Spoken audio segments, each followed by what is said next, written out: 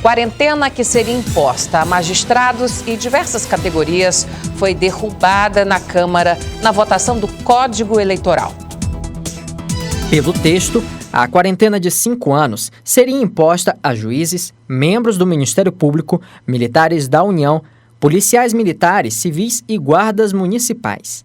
A deputada Silvia Cristina votou contra por entender que a matéria era inconstitucional. Não tem espaço para todo mundo concorrer a cargos públicos, a cargos políticos. Então, além de ser inconstitucional, nós devemos realmente preservar a nossa Constituição, mas, sobretudo, não prejudicar pessoas que queiram concorrer a cargos políticos e aí dar direito a todos, sem dúvida, é o nosso dever.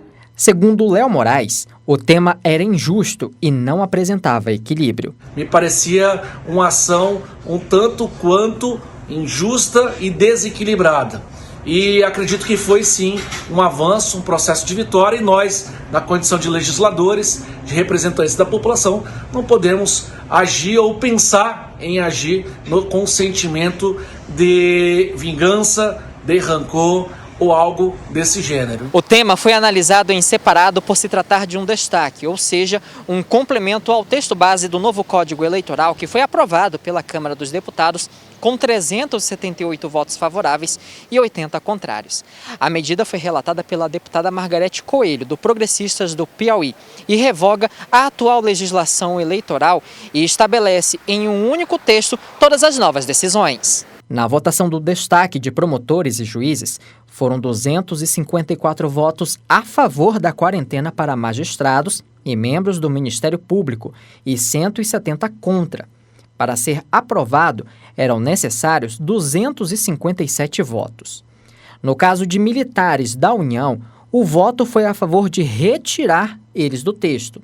Foram 378 votos favoráveis e 80 contrários. Já para os policiais militares, civis e guardas municipais, foram 399 votos a favor e 34 contra. Essa votação, ela tinha destinatário, a gente sabe, né? E mais do que destinatário, ela trataria de maneira desigual profissionais de uma carreira em comparação a outros profissionais do próprio serviço público ou da iniciativa privada. Segundo Elma Torinho, presidente da Associação dos Magistrados de Rondônia, se aprovado, o texto traria uma injustiça.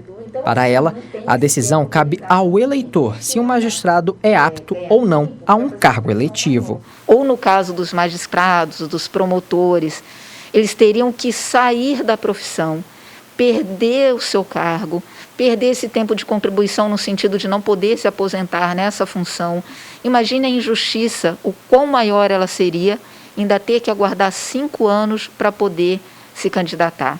Quem tem que decidir se alguém é bom ou não para essa função relevante, seja ela no executivo, seja ela no legislativo, são os eleitores, são as urnas.